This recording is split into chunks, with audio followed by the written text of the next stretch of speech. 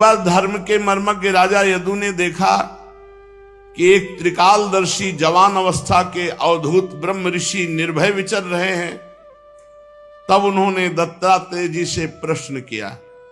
राजा यदु ने पूछा, ब्राह्मण, आपका शरीर बहुत हष्ट पुष्ट है, आप कर्म तो करते नहीं, पड़े रहते हैं, फिर आपको ये अत्यंत निपुण बुद्धि कहां से प्राप्त हुई? संसार का तो सेवन किया नहीं, लेकिन आपको पूरा संसार का ज्ञान है।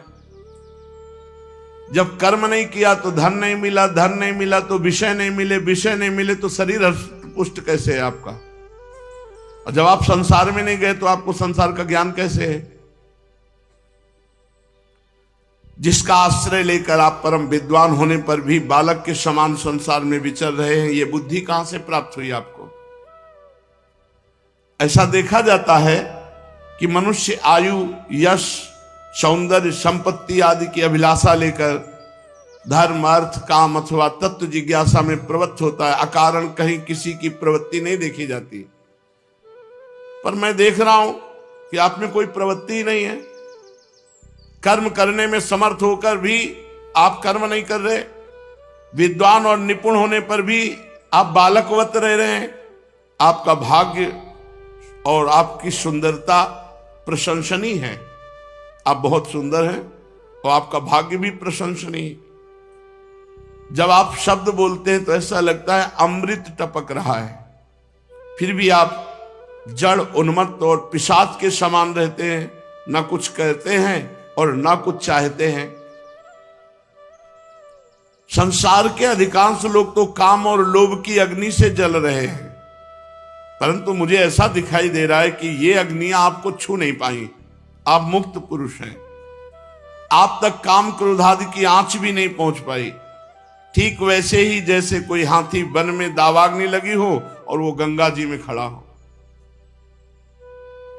ब्राह्मण, आप स्त्री, पुत्र, धन आदि की आसक्ति से भी रहित है। आप सर्वदा अकेले रहते हैं, असंग हैं। मैं आपसे पूछना चाहता हूं कि ऐसा अनिर्वचनीय आनंद आपको कहां से प्राप्त हुआ? आप कृपा करके अवश्य बतलाइए। भगवान श्री कृष्णचंद्र जी ने कहा, उद्धव, हमारे पूर्वज महाराज यदु की बुद्धि शुद्ध थी और उनके हृदय में ब्रह्म ऋषियों की भक्ति थी। उन्होंने परम भाग्यवान महापुरुष दत्तात्रेय जी का अत्यंत सत्कार करके जब ये प्रश्न किया और हाथ जोड़कर विनम्र भाव से सामने खड़े हो गए, तब दत्तात्रेय जी ने कहा, ब्रह्मवेत्ता दत्तात्रेय जी ने कहा, राजन, मैं अपनी बुद्धि से बहुत से गुरुओं का आश्रय लिया, तब हमारी ऐसी स्थिति हुई है। उनसे मैंने शिक्षा ग्रहण की है और इस जगत में मैं मुक्त भाव से स्वच्छंद विचरण करता हूं। तुम उन गुरुओं के नाम सुनो और उनसे प्राप्त हुई शिक्षा को ग्रहण करो। मेरे गुरु हैं पृथ्वी, वायु, आकाश, जल, अग्नि, चंद्रमा, सूर्य, कबूतर, अजगर, समुद्र, पतंग, भौरा, मधुमक्खी, हाथी, शहद निकालने वाला, हरिन, मछली, पिंगला वैश्या, कुरर पक्षी, बालक, कुंवारी कन्या, बाण बनाने वाला, सर्प, मकड़ी और भृंगी कीट।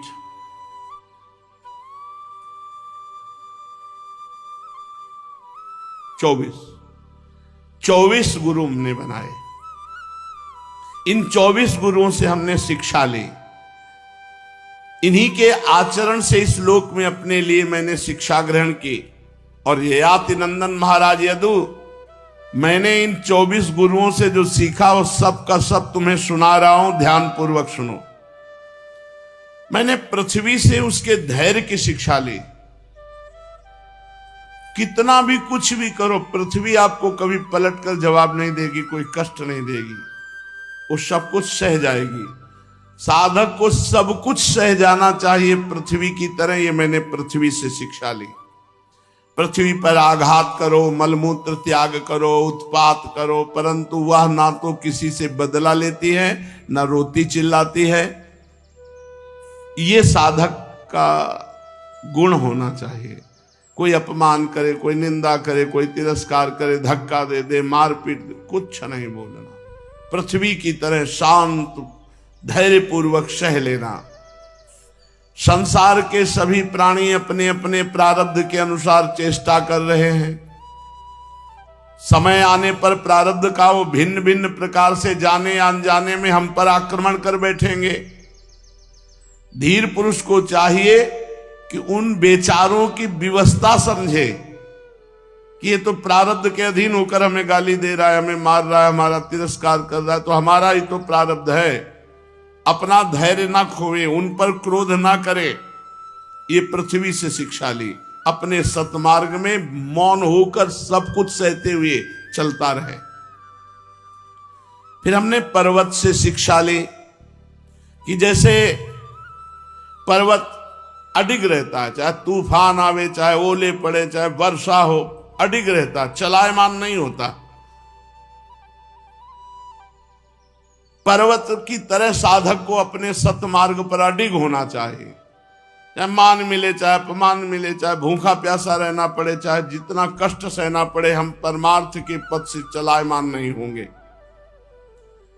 फिर मैंने वृक्ष से शिक्षा ग्रहण की कि जैसे वृक्ष की सारी चेष्टाएं दूसरों को सुख प्रदान करने के लिए होती है, इसी तरह उपासक को चाहिए कि वो अपनी सारी चेष्टाएं परहित के लिए करे, सुसुख वांछा के लिए नहीं।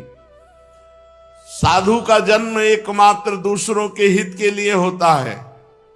साधु पुरुष को चाहिए कि पृथ्वी की तरह सहनशील, पर्वत की तरह अडिग और वृक्ष की तरह उदार दूसरों का हित करने वाला होना चाहिए। ये हमने परोपकार की शिक्षा ग्रहण की। फिर श्वास, इसको गुरु बनाया। वायु, जो वायु अंदर जाती है और बाहर आती है, इसे प्राण वायु कहते हैं। मैंने शरीर के भीतर रहने वाली प्राण वायु से शिक्षा ग्रहण की कि जैसे वो प्राण जल और भोजन आहार मात्र की इच्छा रखता है और उसे से संतुष्ट हो जाता है, वैसे ही साधक को चाहिए कि जितने से पेट भूख मिट जाए उतना जल और भोजन स्वीकार करे, बस। फिर प्रपंच से निवृत्त हो जाए। जितना जल और भोजन हमें चाहिए उतना स्वीकार करने में, फिर नहीं, फिर प्रलोभन नहीं कि चटनी लगा कर एक समोसा और डाल लें, एक कचौड़ी और पा लें, अरे अब ठीक है रोज रोज थोड़ी होता है, एक कटोरी और खीर पी लें, नहीं, ज्यादा नहीं, बहुत बोझा होता है।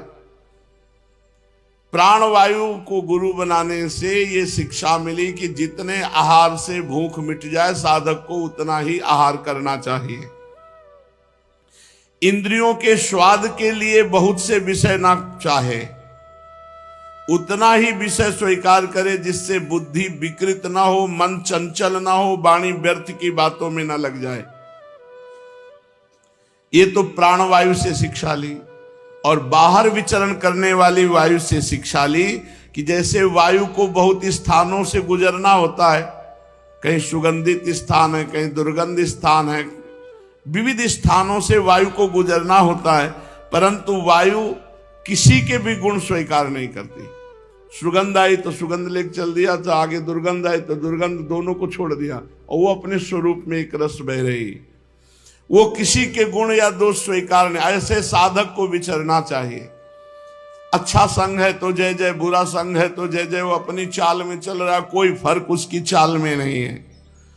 साधक को चाहिए कि विभिन्न धर्मावलंबियों के, विभिन्न स्वभाव वालों के साथ भी रहने पर अपने लक्ष्य में दृढ़ रहे। जैसे वायु अपने स्वभाव में निर्मल स्वच्छ है, और चाहे गंदे स्थान से गुजर जाए, चाहे अच्छे स्थान से गुजर जाए, थोड़ी देर में देखोगे फिर अपने स्वभाव में ये पवित्र। साधक को चाहिए कि किसी के गुण या दोष की ओर झुक न जाए, किसी से आसक्ति न कर बैठे, किसी से द्वेष न कर बैठे, वायु की तरह निर्विकार विचरण करे। जो गंध है ये वायु का गुण नहीं है, पृथ्वी का गुण है, परंतु वायु को गंध का वहन करना पड़ता है। ऐसा करने पर भी वायु शुद्ध ही रहता है, गंध से उसका संपर्क नहीं होता। वैसे ही जब तक इस शरीर पर साधक को रहना होता है, तब तक इसकी व्याधि, रोग, पीड़ा, भूख, प्यास इसका वहन करना पड़ता है, परंतु अपने को शरीर नहीं मानता, इसलिए परम पवित्र स्वरूप में रहता है। आत्मा के रूप में देखने वाला साधक शरीर और उसके गुणों के आश्रय से होने वाले विकारों से सर्वथा निर्लिप्त रहता है। फिर मैंने आकाश को गुरु बनाया। जितने भी घट मठ आदि हैं, घड़ा है, महल है, मठ आदि हैं, चाहे चल हो या चल, उनके कारण भिन्न भिन्न प्रतीत होने पर भी वास्तव में आकाश सब जगह विराजमान है। एक रस, आकाश का गुण शब्द है। कहीं भी अगर शब्द है तो आकाश तत्व वहां विराजमान है। चराचर जितने भी सूक्ष्म स्थूल शरीर हैं, उनमें आत्मा रूप से सर्वत्र स्थित होने के कारण ब्रह्म सभी जगह विराजमान है। साधक को चाहिए कि सूत के मणियों में व्याप्त सूत के समान आत्मा को अखंड और असंग रूप से देखे।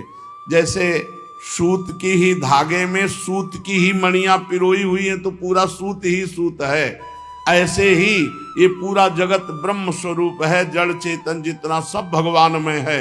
हम देह भाव से होने के कारण ये बात नहीं समझ पाते। वो ब्रह्म इतना विस्तृत है कि उसकी तुलना कुछ कुछ आकाश से ही की जा सकती है। इसलिए साधक को आत्मस्वरूप की भावना में रहना चाहिए। सर्वम खलमिदम ब्रह्म। देखो, आग लगती है, पानी बरसता है, अन्न पैदा होते हैं, नष्ट हो जाते हैं, वायु की प्रेरणा से बादल आते हैं, चले जाते हैं, इससे आकाश से कोई संबंध नहीं रहता। आकाश की दृष्टि से ये सब कुछ है ही नहीं। इसी प्रकार भूत, वर्तमान, भविष्य के चक्कर में न जाने किन किन नाम रूपों की सृष्टि और प्रलय होती है, परंतु आत्मा का कोई संग नहीं। वो असंग, संस्पर्श रहित है।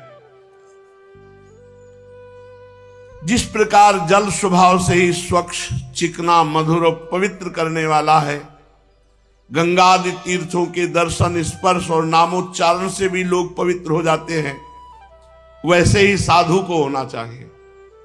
साधु के दर्शन से, स्पर्श से, नामोच्चारण मात्र से पाप का नाश हो जाए। साधु का स्वभाव शुद्ध, स्निग्ध, मधुरभाषी, लोक पावन होना चाहिए। वो जो बोले संसार का परम मंगल हो, परम पावन हो। हमने जल को गुरु बनाकर शिक्षा ली कि स्वच्छ, मधुर, पवित्र, स्मरण करने वालों के पापों का नाश करने वाला, दर्शन करने वालों के पापों का नाश करने वाला साधु होना चाहिए। राजन, फिर मैंने अग्नि से शिक्षा ली, अग्नि को गुरु बनाया। जैसे अग्नि तेजस्वी और ज्योतिर्मय होता है, कोई भी अग्नि को अपने तेज से दबा नहीं सकता।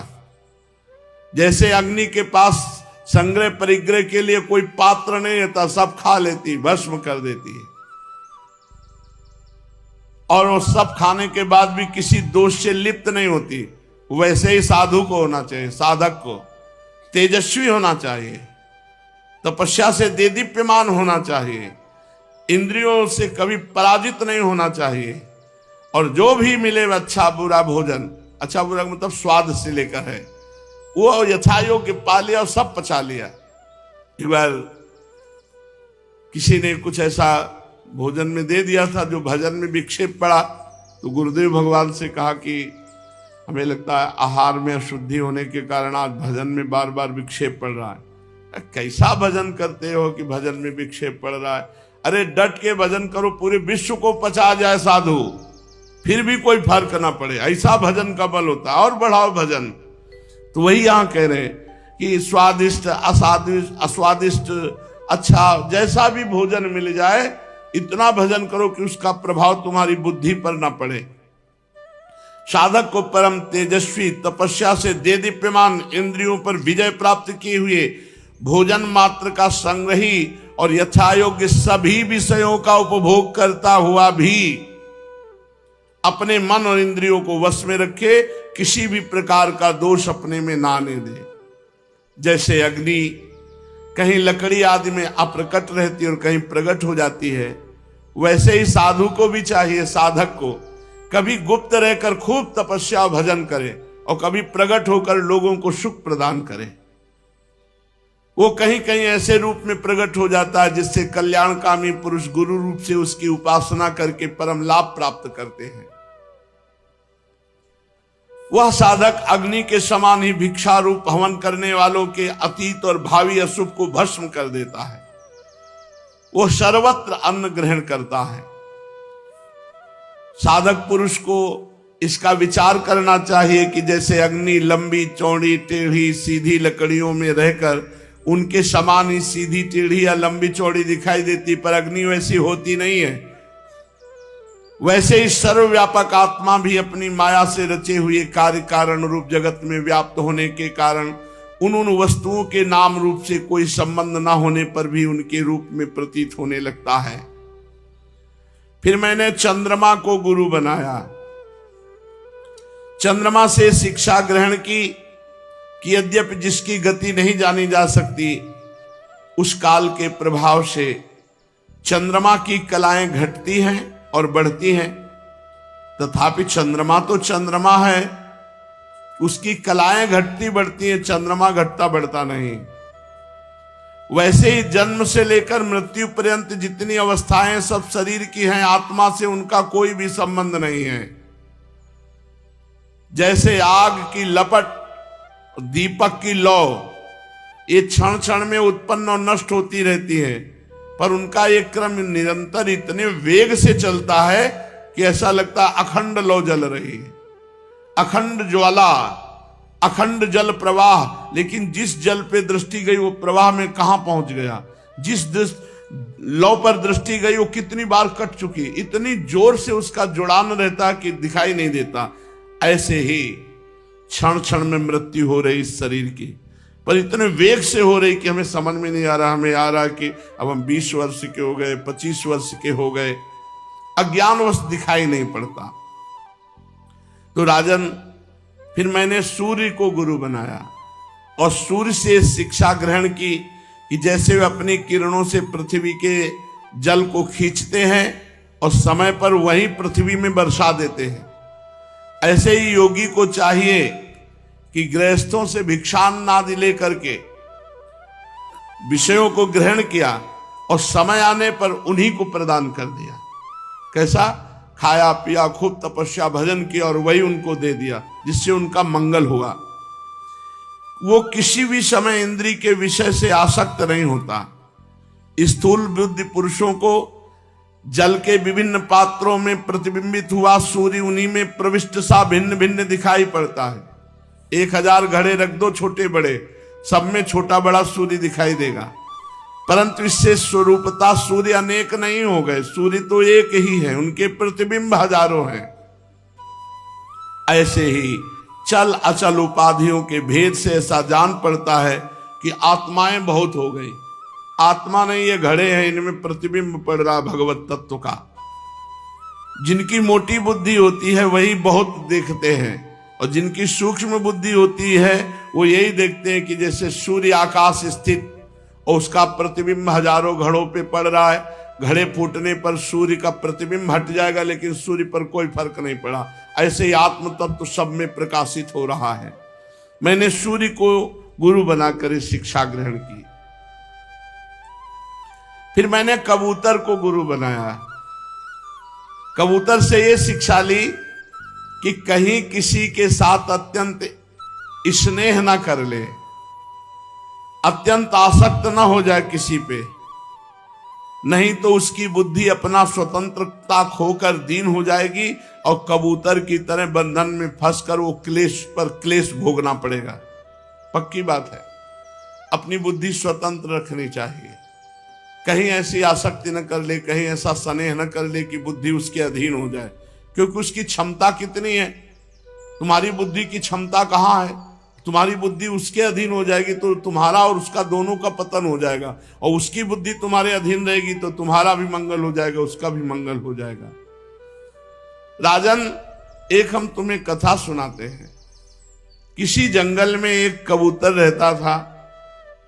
उसने एक पेड़ पर अपना घोंसला बना रखा था। फिर उसने कबूतरी से प्रेम संबंध रचाया। कबूतरी के साथ वो कई वर्षों से उसी घोंसले में रह रहा था। अब कबूतर के हृदय में बहुत प्रीति हुई कबूतरी के प्रति, स्नेह बढ़ता चला गया। इतना आसक्त हो गया कि कबूतरी की दृष्टि से दृष्टि, अंग से अंग और बुद्धि से बुद्धि को बांध दिया। एक दूसरे पर दोनों मर मिटे। निशंक होकर वो उस वृक्ष के घोंसले पे एक साथ सोते, बैठते, घूमते फिरते, ठहरते, एक साथ खेलते, खाते पीते। कबूतर कबूतरी, कबूतरी पर कबूतर का इतना प्रेम था कि कबूतरी जो चाहती थी कबूतर बड़े से बड़ा कष्ट उठाकर उसकी कामना पूर्ण करता। अब वो कबूतरी भी अपने कामुक पति कबूतर की कामनाएं पूर्ण करती। समय आने पर कबूतरी के गर्भ रहा। उसने अपने पति के पास ही घोंसले में अंडे दिए। भगवान की अचिंत शक्ति से समय आने पर उस अंडे जब फूट गए तो उनमें से हाथ पैर वाले बच्चे निकल आए। बड़े ही कोमल, रोए, बहुत ही सुंदर बच्चे। अब उन कबूतर कबूतरी की आंखें अपने बच्चों पर लग गई। वे बड़े प्रेम और आनंद से अपने बच्चों का लालन पालन, लाड़ प्यार करते। उनकी मीठी बोली, उनकी गुटुरगु सुन करके बहुत आनंद मगन हो जाते कबूतर कबूतरी। और बच्चे तो सदा सर्वदा प्रसन्न रहते हैं ही।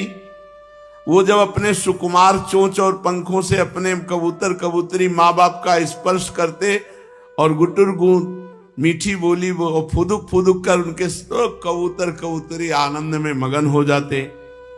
राजन, सच पूछो तो वे कबूतर कबूतरी भगवान की माया से मोहित हो रहे थे। उनका हृदय एक दूसरे के स्नेह बंधन से तो बंधा ही था, अब अपने नन्हे नन्हे बच्चों के प्रेम बंधन में और बंध गए। पालन पोषण में इतने व्यग्र हो गए कि उनको ये पता ही नहीं रहा कि इस मृत्यु लोक का एक नियम है, मिलना, बिछुड़ना, जन्मना और मरना। अब एक दिन वो दोनों कबूतर कबूतरी बच्चों के लिए चारा लाने के लिए जंगल में गए थे, क्योंकि उनका कुटुंब बहुत बढ़ गया था। वे चारे के लिए जंगल में विचर रहे थे। इधर एक बहेलिया घूमता घूमता आया। उसने देखा कि कबूतर के बहुत से बच्चे फुदक रहे हैं, तो उसने घोंसले के पास ही जाल बिछा दिया। कबूतर कबूतरी बच्चों को खिलाने पिलाने के लिए हर समय उत्सुक रहा करते थे। अब चारा लेकर के जब आए तो देखा उनके प्राणों से भी प्यारे नन्हे नन्हे बच्चे जो हृदय के टुकड़े हैं वो जाल में फंसे हुए हैं बहेलिया के, और वो चे चे कर रहे थे दुख पूर्वक। उन्हें ऐसी स्थिति में देखकर कबूतरी के दुख की सीमा न रही। वो रोती चिल्लाती उसी जाल में कूद पड़ी। ये स्नेह बंधन, भगवान की माया से उसका चित्त अत्यंत दीन दुखी हो रहा था। वो स्नेह की रस्सी से जकड़ी हुई थी। अपने बच्चों को जाल में फंसा देखकर उसे अपने शरीर की भी सुध बुध न रही और वो स्वयं ही जाकर जाल में फंस गई। बहेलिये ने देखा आज तो भगवान बहुत प्रसन्न है, बच्चे फंसे, कबूतरी फंसी। अब जब कबूतर आया उसने देखा मेरी प्राण प्रिया पत्नी और मेरे प्राणों से भी प्यारे बच्चे जाल में फंसे हैं। वो दुखित होकर विलाप करने लगा। सचमुच उस समय उस कबूतर की बड़ी अत्यंत दयनीय दशा थी। कबूतर सोचने लगा कि मैं अभागा हूं, दुर्मति हूं, हाय हाय मेरा तो सत्यानाश हो गया, मेरी तो पूरी गृहस्थी नष्ट हो गई। बच्चे कबूतरी सब जाल में फंसे। देखो मैं अभी भोगों से तृप्त नहीं हो पाया था, मेरी आशाएं पूरी नहीं हुई थी और विधाता ने मेरा सर्वनाश कर दिया। हमारा गृहस्थाश्रम ही पूरा नष्ट हो गया। मेरी कबूतरी मुझे अपना इष्ट देव समझती थी, मेरी एक एक बात मानती थी, मेरे इशारे पे चलती थी, वो सब तरह मेरे योग्य थी। आज वो मुझे सूना अकेला छोड़कर अपने सीधे साधे निश्चल बच्चों के साथ स्वर्ग सिधार रही है। मेरे बच्चे मर जाएंगे, मेरी पत्नी गई, अब मेरा संसार में क्या, मैं तो विधुर जीवन कैसे जीऊंगा, अब इस सूने घोंसले में मेरा जीवन किस काम का। और ऐसा सोच करके वो अपने बच्चे और कबूतरी के जाल में जाकर ऐसे फंस गए। वो भी जाल में जाके बहेलिया बड़ा प्रसन्न हुआ, कबूतर कबूतरी उसके बच्चे मिल गए। बहेलिया बड़ा क्रूर था, तुरंत उसने जाल में सबको बांध लिया और लेकर चलता बना। और वहां दत्तात्रेय जी इस प्रसंग को देख रहे थे तो उन्होंने तत्काल कबूतर को गुरु बनाया। क्या बनाया कि कहीं कोई आसक्ति ना हो जाए, कहीं कोई स्नेह फास में इतना न बंध जाए कि विवेक ही नष्ट हो जाए। और जैसे बच्चों के राग में कबूतरी, कबूतरी और बच्चों के राग में कबूतर अपना सर्वस्व नाश कर लिया। जो कुटुंबी हैं, जो विषयी हैं, जो गृहस्थ लोग हैं, वो ऐसे ही अपने जीवन को नष्ट कर देते हैं। उनको कभी शांति नहीं मिलती। वो अपने कुटुंब को कष्ट पाता देख करके मार क्लेश से तड़पते रहते हैं। अरे भाई, ये मनुष्य शरीर मुक्ति का खुला हुआ द्वार है। यह प्राप्य मानुषम लोकम मुक्ति द्वारमपावृतम गृहेषु खगवत् सक्तस् तमारूढ़च्युतम विदुः। ये मनुष्य शरीर मोक्ष का खुला हुआ द्वार है। इसे पाकर भी जो कबूतर की तरह अपनी कबूतरी में और बच्चों में आसक्त हैं, गृहस्थ में, वो ऊंचे चढ़कर मानो पतन की तरफ जा रहे हैं। उनकी दुर्दशा ऐसी ही होगी। काल रूपी बहेलिया आएगा, मैं बच्चों सहित समेट के ले जाएगा, तुम हाय हाय करते हुए उसी काल के जाल में फंस जाओगे। इसलिए खूब राधा राधा नाम जप करो, भगवान की लीला कथा सुनो और जो कर्तव्य कर्म करो भगवान को समर्पित करो और अपने परिवार वालों को भगवान का स्वरूप समझो। पत्नी में भी भगवान, पुत्र में भी भगवान, माता पिता में भगवान, तभी आप इस राग से मुक्त हो पाएंगे, नहीं तो दुर्गति पक्की हो जाती है। एक हिरन में राग किया तो अगला जन्म हिरन का हुआ। यहाँ तो कितने राग हैं, कितने जन्म लेने पड़ेंगे। इसलिए राग का नाश करते हुए अनुराग के मार्ग में चलने के लिए निरंतर नाम जप करो, सब कर्म भगवान को समर्पित करो, सब में भगवत भाव करो। शेष चर्चा आगे। श्री राधा वल्लभ लाल।